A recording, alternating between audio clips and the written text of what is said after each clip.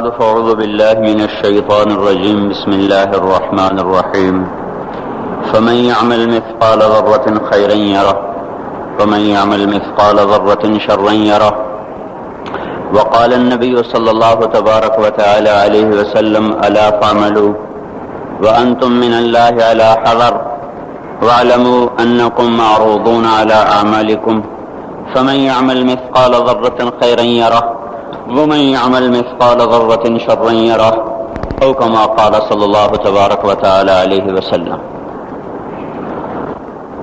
میرے بھائیوں اور دوستو، اس وقت ساری دنیا کے انسان، کیا کافر کیا مسلمان، وہ منچاہی زندگی پر چل رہے ہیں۔ جو جی میں آیا وہ کرنا ہے، جو جی میں نہیں آیا وہ نہیں کرنا۔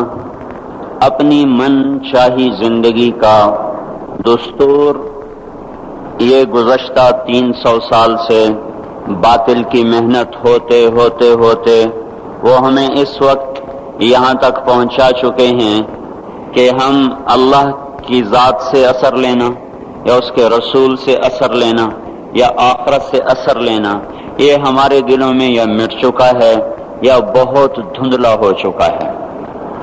یعلمون ظاہرا من الحیات الدنیا، بس یہ فیصلہ باد کے 4 دن ہی ہمیں اچھے لگ رہے ہیں۔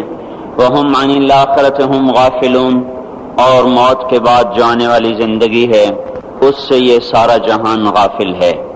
اور یہ کائنات اللہ کی ہے، یہ زمین اللہ کی ہے، عرش فرش اللہ کا ہے۔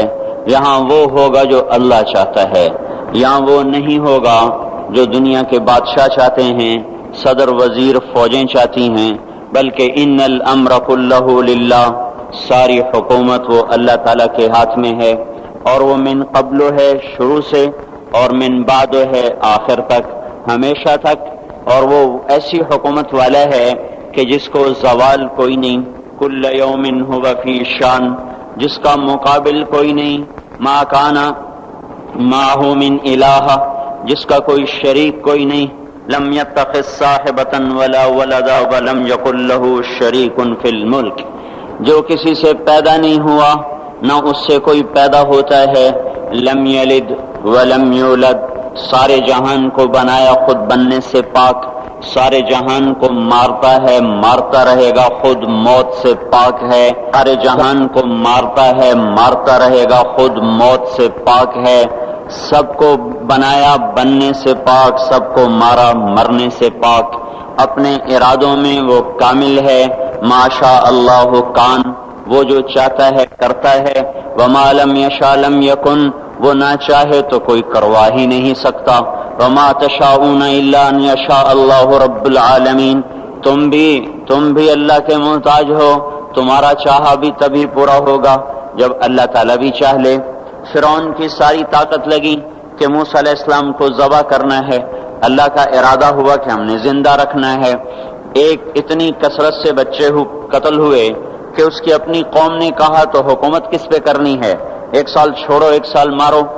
جس سال چھوڑتا تھا اس سال ہارون علیہ السلام اللہ نے پیدا فرمائے، جس سال قتل کرتا تھا اس سال موسیٰ علیہ السلام کو اللہ تعالیٰ نے پیدا فرمایا، حالانکہ اس کا عکس کرتا تاکہ معاملہ آسان ہوتا، لیکن اللہ کی قدرت کو کون جانتا۔ پھر ایسا نظام چلایا کہ اس کو پانی میں ڈلوایا، پانی سے فرعون کے دربار میں پہنچایا۔ موسیٰ علیہ السلام کی والدہ غمگین، جب یہ دریا میں ڈالوں گی یا ڈوبے گا یا مرے گا، اور اس سے بچانا چاہتی ہوں تو اس موت میں جا رہا، تو اللہ تعالیٰ نے ارشاد فرمایا فَإِذَا خِفْتِ عَلَيْهِ فَأَلْقِيهِ فِي الْيَمِّ، اسے سمندر میں دریا میں ڈالو۔ وہ دریا اسے کہاں لے جائے گا؟ فَلْيُلْقِهِ الْيَمُّ بِالسَّاحِلِ، وہ دریا اسے ساحل پہ پھینکے گا، وہاں سے کیا ہوگا؟ يَأْخُذْهُ عَدُوٌّ لِّي، میرا دشمن فرعون پکڑے گا، وَعَدُوٌّ لَّهُ، اس کا بھی دشمن ہے، اس کو پکڑ لے گا۔ تو موسیٰ علیہ السلام کی والدہ کے جی میں آیا، یا اللہ جس سے بچانا ہے وہی اس کو پکڑے گا تو یہ بچے گا کیسے؟ وہ تو اس کو دیکھتے ہی ذبح کرے گا۔ تو اللہ تعالیٰ نے ارشاد فرمایا لا تخافی ولا تحزنی، نہ اس کی موت کا غم کھا، نہ اس کی موت کا خوف کھا، نہ اس کی جدائی کا غم کھا، انا رادوہ الیک، تو دیکھے گی میں اسے واپس تیری گود میں لوٹاؤں گا، وجعلوه من المرسلین، تیری زندگی میں اسے رسول بنا دوں گا۔ یہ دونوں کام تو دیکھ کے مرے گی، اس سے پہلے نہیں مر سکتی۔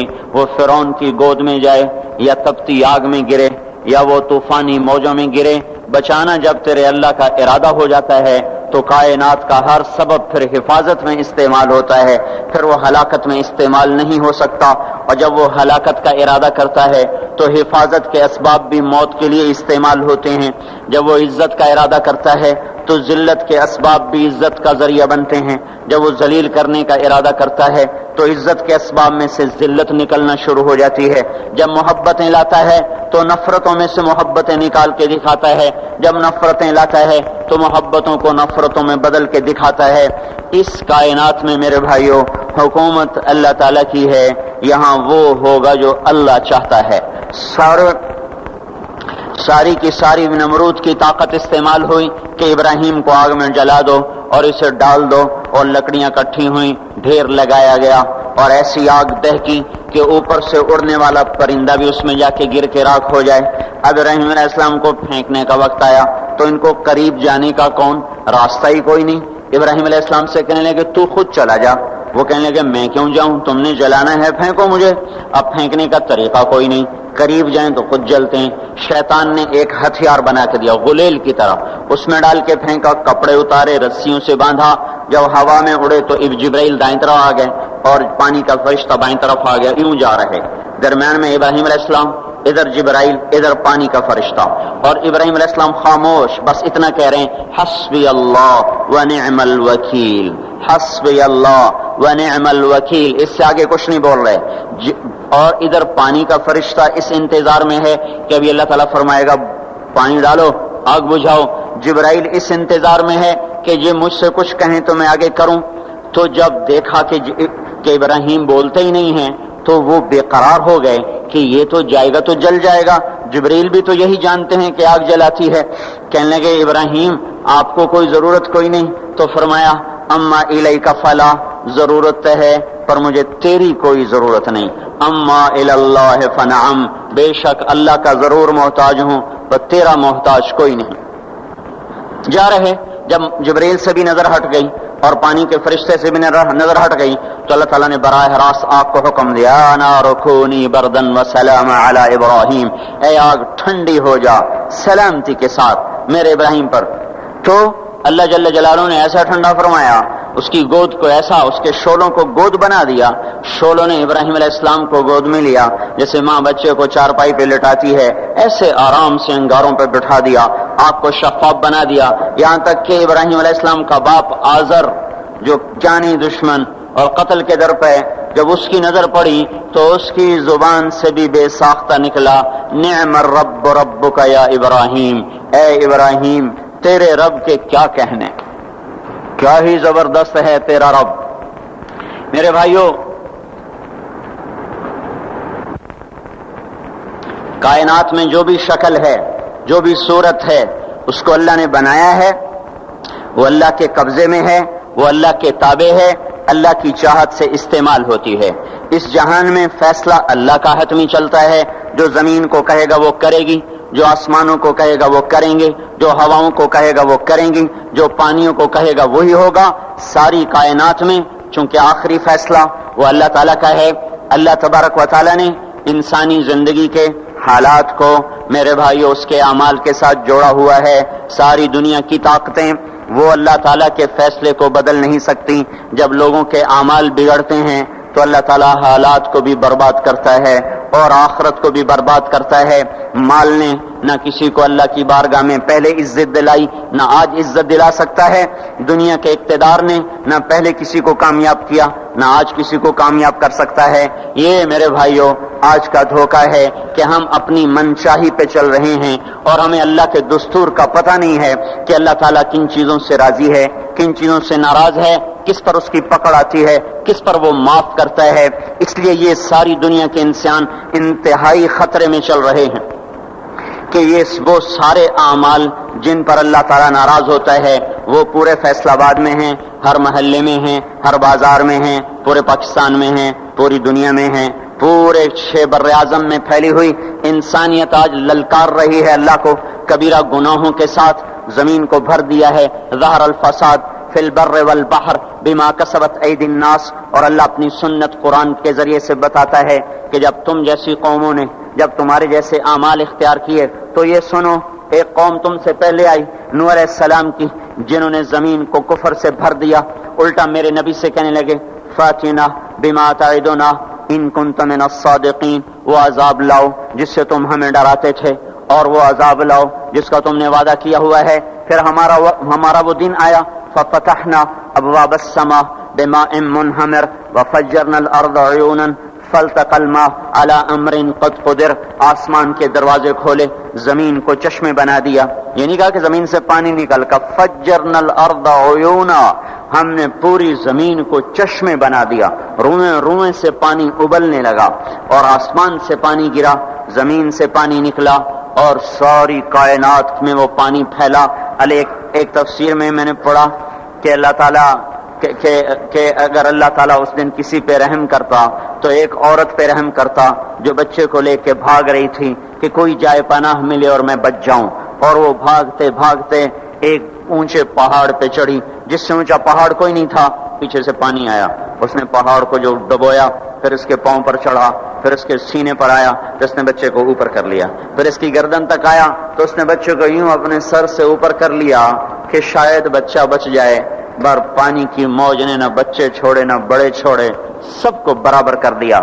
یہاں تک کہ ان کے اپنے بیٹے کو اللہ تعالیٰ نے سامنے وحال بینہم الموج فکان من المغرقین، سامنے ہلاک کیا. 3 آدمی غار میں چھپ گئے اور اوپر پتھر رکھ لیا کہ یہاں تو پانی نہیں آئے گا. چاروں طرف جو پانی کا تماشا دیکھا، پر اندر بیٹھ گئے.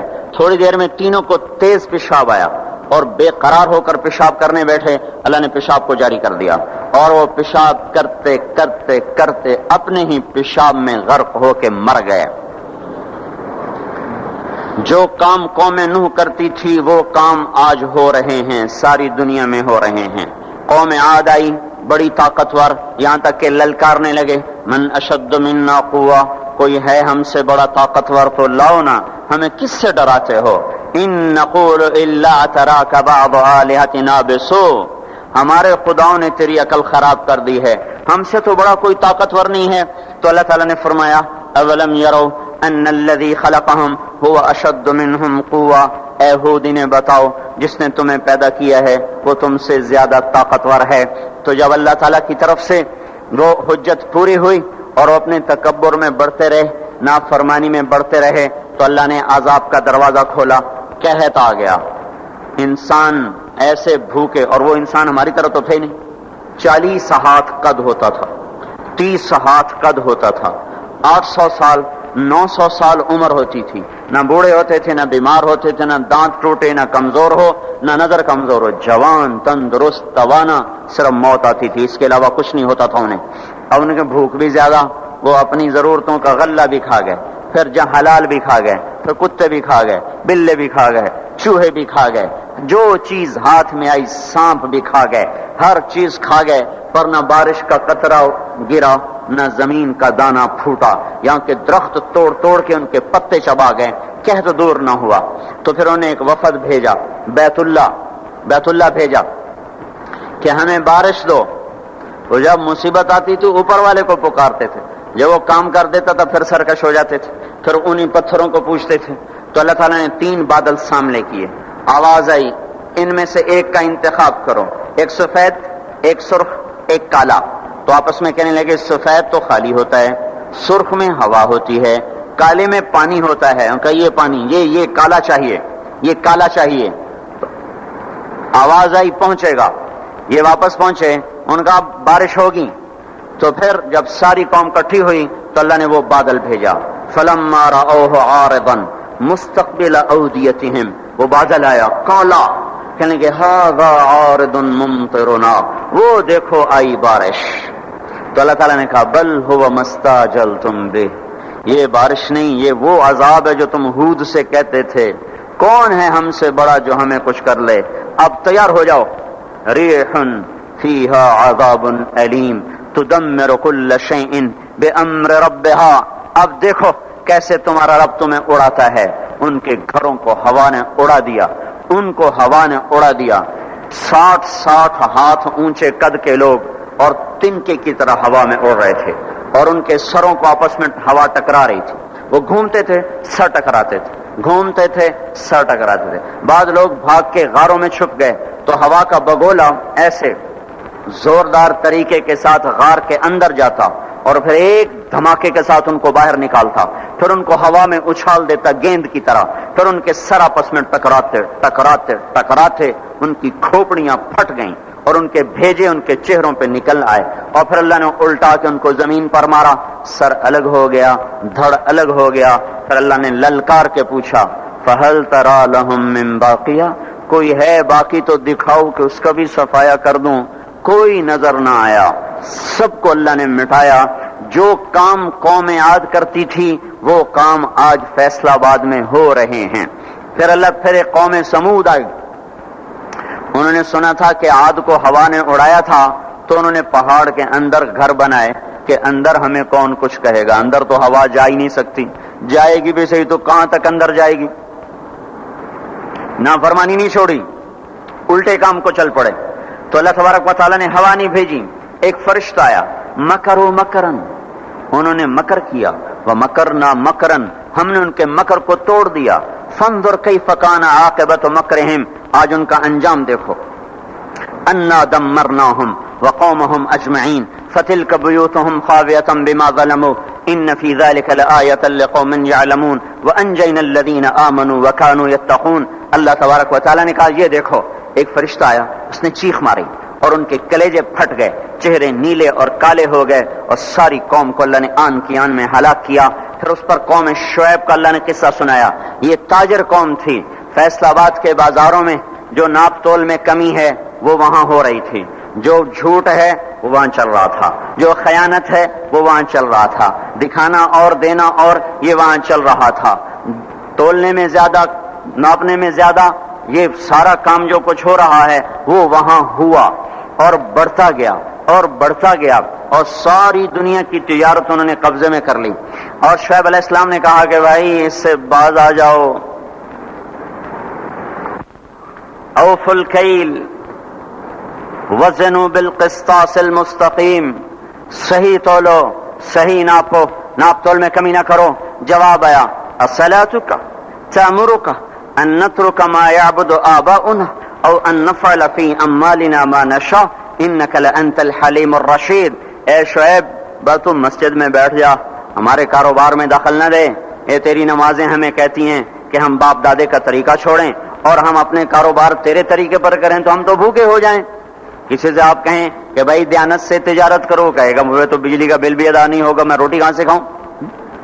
یہ میں نے ایک سے کہا تم ملاوٹ کیوں کرتے ہو، ایک تیل والے سے میں نے کہا تم ملاوٹ کیوں کرتے ہو، کہ اگر ملاوٹ کروں تو ایک ڈرم کے پیچھے 500 روپیہ بچتا ہے اور خالص بیچوں تو 50 روپیہ بچتا ہے، تو 50 روپے سے میرا کیا ہوگا، سبزی گوشت بھی نہیں آتا، اور 500 روپے سے تو کتنا دن گزر جاتے ہیں. تو یہی کچھ قوم شعیب نے کہا کہ اصلاتک تأمرک ان نترک ما یعبد آباؤنا او ان نفعل فی اموالنا ما نشاء. میاں شعیب اپنے گھر بیٹھ جا، ہمیں تیری تبلیغ نہیں چاہیے، ہمیں اپنا کاروبار کرنے دے. یہی آج کے بازاروں کے مسلمان کہہ رہے ہیں کہ ہمیں یہ شریعت نہیں منظور، تو کاروبار کیسے ہوگا، جھوٹ نہ بولیں تو کام کیسے چلے، خیانت نہ کریں تو کام کیسے چلے، ناپ تول میں کمی نہ ہو تو کام کیسے چلے، اور سودی کام نہ ہو تو کام کیسے چلے، بینک نہ ہو تو کام کیسے چلے. یہ سارے اعتراضات جو آج کے تاجر کرتے ہیں یا دکاندار کرتے ہیں، یہ سارے اعتراضات شعیب علیہ السلام کی قوم نے کیے کہ پھر کاروبار کیسے چلے گا، پھر منڈیاں کیسے چلیں گی، پھر تجارت کیسے چلے گی. تو ہم تو تجارت چلانے نہیں آئے، ہم تو اللہ کو راضی کرنے آئے ہیں. اللہ کو راضی کرتے تجارت ٹھپ ہو جائے تو ہو جائے اور چل پڑے تو برکت. سبحان اللہ. ہم اس بات کے مکلف نہیں ہیں کہ ہم نے روٹی کھانی ہے اور بچوں کو کھلانی ہے، ہم اس بات کے مکلف ہیں کہ ہم نے اللہ کے حکم کے مطابق کمانا ہے اور اس کے مطابق کھلانا ہے. اس میں کچھ بچے گا کھلائیں گے، نہیں بچے گا فاقہ کریں گے. بچوں کو بھی کہیں گے تمہارا باپ تمہیں نہیں دے سکتا، میں تمہاری خاطر دوزخ کی آگ کو برداشت نہیں کر سکتا. حضرت عمر رضی اللہ تعالیٰ عنہ کا انتقال ہونے لگا. عمر بن عبدالعزیز 12 بیٹے، مسلمہ بن عبد الملک ان کے سالے، کہنے لگے امیر المومنین آپ نے بچوں پہ بڑا ظلم کیا ہے. کہنے لگے کیا ظلم کیا ہے؟ کہ ان کے لیے جو چھوڑ کے جا رہے ہو وہ 2 روپے فیکس ہیں، 2 روپے، تیرے بچوں کو 2 روپے ملیں گے ترکے میں، 2 روپے یعنی 2 درہم، تو یہ کیا کریں گے آگے؟ ان کا تو نے کچھ نہ بنایا، تو زہر نے اثر کر لیا تھا، کہنے لگے مجھے بٹھا دو، مجھے بٹھا دو، تو انہیں بٹھا دیا، کہنے لگے بات سنو، میں نے ان کو حرام کوئی نہیں کھلایا اور حلال میرے پاس تھا ہی نہیں، تو لہذا میں اس کا مکلف ہی نہیں ہوں کہ ان کے لیے جمع کروں۔ وہ کہنے لگے 1 لاکھ روپیہ میں دیتا ہوں، میری طرف سے بچوں کو ہدیہ کر دو۔ کہنے لگے وعدہ کرتے ہو؟ کہنے لگے ہاں وعدہ کرتا ہوں۔ کہنے لگے اچھا ایسا کرو، جہاں جہاں سے ظلم اور رشوت سے تم نے یہ پیسہ اکٹھا کیا نا، ان لوگوں کو واپس کر دو، میرے بچوں کو تمہارے پیسے کی ضرورت کوئی نہیں۔ پھر کہا میرے بچوں کو بلاؤ، وہ سب کو بلا لیا، تو اس کے بعد ارشاد فرمایا اے میرے بیٹو، میرے سامنے 2 راستے تھے، ایک یہ تھا میں تمہارے لیے جمع کرتا دولت، چاہے حلال ہوتی چاہے حرام ہوتی، لیکن اس کے بدلے میں دوزخ میں جاتا۔ دوسرا راستہ یہ تھا میں تمہیں تقویٰ سکھاتا، اللہ سے لینا سکھاتا، خود جنت میں جاتا۔ میرے بچوں، میں تمہارا باپ دوزخ کی آگ نہیں برداشت کر سکتا، لہذا میں نے تمہیں حرام نہیں کھلایا، نہ حرام جمع کیا، میں نے تمہیں دوسرا راستہ سکھا دیا ہے تقوی والا، جب کبھی ضرورت ہو میرے اللہ سے مانگنا، میرے اللہ کا وعدہ ہے وَهُوَ يَتَوَلَّى الصَّالِحِينَ کہ میں نیکوں کا دوست ہوں، نیکوں کا والی ہوں۔ اگر پھر اپنے ثالثے کا مسلمہ، اگر یہ میرے بیٹے نیک رہے تو اللہ انہیں ضائع نہیں کرے گا، اور اگر یہ نافرمان ہوئے تو مجھے ان کی ہلاکت کا کوئی غم کوئی نہیں ہے۔ پھر اس زمین آسمان نے وہ دن دیکھا کہ اموی شہزادے مسلمہ کی اولادیں اور سلیمان بن عبد الملک کی اولادیں، جو ایک ایک بچے کے لیے اس زمانے میں 10-10 لاکھ درہم چھوڑ کے مرے، ان کی اولاد مسجد کی سیڑھیوں پہ بیٹھ کے بھیک مانگا کرتی تھی، جیسے ابھی جمعے کے بعد بھکاریاں بھیک مانگیں گے۔ اور عمر بن عبدالعزیز کی اولاد، وہ ایک ایک مجلس میں 100 گھوڑے اللہ کے نام پہ خیرات کیا کرتے تھے۔ ہم تاجر بعد میں ہیں، مسلمان پہلے ہیں، ہم افسر بعد میں ہیں، مسلمان پہلے ہیں، کسی بچوں کے باپ بعد میں ہیں، مسلمان پہلے ہیں، کسی بیوی کے خامد بعد میں ہیں، مسلمان پہلے ہیں، کسی بچوں کی ماں و عورت بعد میں ہے، مسلمان پہلے ہے، کسی کی بیوی بعد میں ہے، مسلمان پہلے ہے۔ اللہ کو راضی کرتے ہوئے سب کچھ قربان کرنے کا حکم ہے، یہ نہیں ہے کہ اپنی خواہش پہ حکم قربان ہو، ہمیں یہ حکم ہے کہ میرے حکم پر اپنی خواہش کو قربان کرو۔ قوم شعیب نہ بنے ہمارے بازار، وہ مذاق اڑانے لگے، کاروبار کیسے ہوگا، بچوں کو کہاں سے کھلائیں گے، پھر بھوکے مر جائیں، اسکول کی فیسیں کہاں سے دیں، اس زمانے کے تو اسکول نہیں تھے نا، یہ آج کی بات کر رہا ہوں، پھر اسکول کی فیسیں کہاں سے دیں، پھر یہ بجلی کے بل کہاں سے دیں، اگر سچ پر کمائیں اور دیانتداری سے کمائیں تو روٹی کہاں سے کھائیں، یہی شعیب علیہ السلام کی قوم کا جواب تھا۔ پھر کہاں سے کھائیں، پھر کہاں سے کمائیں، تو چپ کر کے اپنے نفل پڑھا کر، اپنی اللہ اللہ کیا کر، ہمارے کاروبار میں دخل نہ کیا دیا کر، جیسے ہم نے آج اسلام کو کہا ہوا ہے مسجد میں آئیں گے تجھے سلام کریں گے، نماز پڑھیں گے، جمعہ پڑھیں گے، پر تو ہمارے بازار میں نہ آنا، کہیں تو ہمیں جھوٹ سے روک دے، بددیانتی سے روک دے، سود سے روک دے، خیانت سے روک دے، تو ہماری تو تجارت ہی ٹھپ ہو جائے گی۔ تو اللہ تبارک و تعالیٰ نے اس قوم پہ 3 عذاب مارے۔ یہ پہلی کافر قومیں تھیں، ان پہ ایک ایک عذاب آیا۔ یہ کافر کے ساتھ بددیانت تھے، لوگوں کا حق بھی لوٹتے تھے، تو اللہ نے ان پہ 3 عذاب مارے۔ اخذتهم الرجفۃ، زلزلہ، اخذ الذین ظلموا الصیحۃ، چیخ، اخذهم عذاب یوم الذلہ، بارش کس چیز کی؟ انگاروں کی بارش۔ ہماری جماعت شعیب علیہ السلام کے قوم کے علاقے میں گئی ہے، وہ اتنا ٹھنڈا علاقہ ہے کہ جب ہم وہاں سے گزرے تو اتنی برف پڑی ہوئی تھی، اتنی یعنی تقریباً 3 فٹ برف پڑی ہوئی تھی، ایسا ٹھنڈا علاقہ۔ اللہ نے ایک گرم ہوا بھیجی، وہ جھلس گئے، تڑپ گئے، آبلے پڑ گئے، تو اس کے بعد ایک قدم ہوا ٹھنڈی ہوئی تو سارے بھاگ کے باہر آئے کہ شکر ہے ٹھنڈی ہوا آئی، اوپر سے بادل آیا کہ شکر ہے بادل آیا، اس کا ساتھ ہی زمین میں زلزلہ آنا شروع ہوا، اور اس کے اوپر فرشتے کی چیخ آئی، اور اوپر وہ بادل کالا ایک دم سرخ ہو گیا، پھر اس میں سے ایک دم بڑے بڑے انگارے برسے، اور ساری شعیب علیہ السلام کی قوم کو اور مدین کی منڈی کو اللہ نے جلا کے راکھ کر دیا۔ اگر یہ بازاروں والے توبہ نہیں کریں گے تو مجھے ڈر ہے کہ کہیں ان منڈیوں پر بھی وہ انگارے نہ برس جائیں جو مدین کی قوم پہ برسے تھے۔ اللہ تعالیٰ کی کسی سے رشتہ داری کوئی نہیں ہے، اور حضور پاک صلی اللہ علیہ وسلم نے بھی خود کہا کہ وَلَا يَبِيتَنَّ أُنَاسٌ مِّنْ أُمَّتِي عَلَىٰ أَشَرٍ وَبَطَرٍ وَلَهْوٍ وَلَعِبٍ فَيُصْبِحُوا قَدْ مُسِخُوا قِرَدَةً وَخَنَازِيرَ بِاسْتِحْلَالِهِمُ الْمَحَارِمَ وَأَكْلِهِمُ الرِّبَا وَشُرْبِهِمُ الْخُمُورَ وَاتِّخَاذِهِمُ الْقَيْنَاتِ وَقَطِيعَتِهِمُ الرَّحِمِ۔ ایک زمانہ آئے گا میری امت بڑی عیاش ہو جائے گی، بدمعاش ہو جائے گی، ناچ گانے کی رسیا ہو جائے گی، گانے بجانا ان کی گھٹی میں پڑ جائے گا، اور اس حال میں ایک رات ایسی آئے گی کہ رات کو انسان سوئیں گے، صبح اٹھیں گے تو بندر اور خنزیر ہوں گے، اور یہ اس وجہ سے ہوگا کہ انہوں نے حرام کو حلال کر دیا ہوگا باستحلالہم المحارم، انہوں نے حرام کو حلال کر دیا ہوگا، وَأَكْلِهِمُ الرِّبَا، اور سود کو ڈٹ کے کھاتے ہوں گے، وَلُبْسِهِمُ الْحَرِيرَ، اور مرد ریشم پہنیں گے، سونے کی انگوٹھیاں، سونے کی چینیں نوجوانوں نے گلے میں لٹکائی ہوئی، سونے کی چین، سونے کی انگوٹھی، یہ کون سی لذت ہے اس انگوٹھی کے پہننے میں جو اللہ کو بھی للکارا ہوا ہے اور اس کے رسول کو بھی للکارا ہوا ہے۔ آپ نے ایک دفعہ ارشاد فرمایا کاش میری امت کے نوجوان ریشم استعمال اور سونا استعمال نہ کریں، یا لیت امتی لم تلبس الذهب، کاش کہ میری امت سونے کا استعمال مت کرے۔ اب بتاؤ دیکھو کتنے ہیں نوجوان جو ایسے شوق میں، کچھ کو پتہ ہی نہیں کہ یہ اتنا بڑا حرام ہے، جن کو پتہ ہے تو نہ اللہ کا پتہ ہے، نہ روکنے والے کا پتہ ہے، نہ اس کی سزا کا پتہ ہے، لہذا چل رہی ہے گاڑی۔ تو یہ کس پہ ہوگا کہ حرام کو حلال کر دیں گے، سود کو کھائیں گے، ریشم پہنیں گے، سونا پہنیں گے، شراب پیئیں گے اور گانے بجانے میں مست ہو جائیں گے، اور رشتے ناتوں کا لحاظ ختم ہو جائے گا، ماں باپ کی تمیز ختم ہو جائے گی، بھائی بہن کی تمیز ختم ہو جائے گی، بڑے چھوٹے کا وقار ختم ہو جائے گا۔ جب یہ ہوگا تو یہ بھی ہوگا کہ یہ بندر اور خنزیر بنا دیے جائیں، اور یہ تو قرآن کہہ رہا ہے، وہ اللہ کا رسول جو ساری امت کے لیے روتا روتا روتا دنیا سے اٹھ گیا، اور ایسا رویا کہ کوئی نبی نہ رویا، ایسا تڑپا کہ کوئی نبی نہ تڑپا، کہ اللہ کو ہزاروں دفعہ تسلیاں دینے کے لیے جبریل بھیجنا پڑا، قرآن بھیجنا پڑا کہ آپ اتنا غم کیوں کر، اتنا کیوں روتے ہیں۔ ایک دفعہ میں نے وہ آیات جمع کی تھیں جن میں اللہ تعالیٰ نے اپنے نبی کو تسلی دی ہے، وہ اتنی بن گئی کہ ان کو لکھنا مشکل ہو گیا میرے لیے۔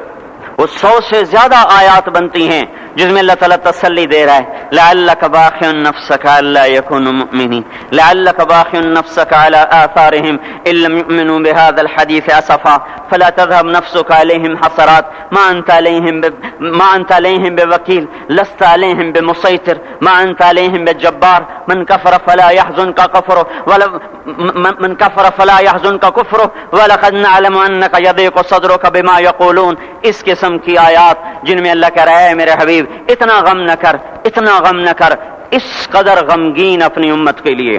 اس کے باوجود آپ کا گلہ قرآن ہی میں سن لو، جب ایسے نافرمان جو کبیرہ گناہ کرتے کرتے مر گئے، اس بددیانتی میں، شرابوں کے پینے میں، نماز کے چھوڑنے میں، کبیرہ گناہوں میں غرق ہو کے مر گئے، تو یہی اللہ کا رسول جو ہمارے لیے رویا بھی اور تڑپا بھی، یہ نفس فلا تذهب نفسک علیہم حسرات۔ یہ آیت اس مضمون میں ایسی زبردست آیت ہے کہ اس کو اردو زبان میں منتقل نہیں کیا جا سکتا، کہ جو اللہ تعالیٰ نے آپ کے اندر کے سینے کا غم، حسرات اور فلا تذهب نفسک علیہم حسرات، ان الفاظ میں جو اللہ نے اپنے محبوب کے سینے کا غم بیان کیا ہے، اللہ کی قسم کوئی زبان اس کا ترجمہ نہیں کر سکتی کہ کس قدر آپ کا سینہ جل رہا تھا اس امت کے غم میں کہ یہ ہلاک نہ ہو جائیں، یہ جہنم میں نہ چلے جائیں۔ یہی رسول قیامت کے دن جب دیکھے گا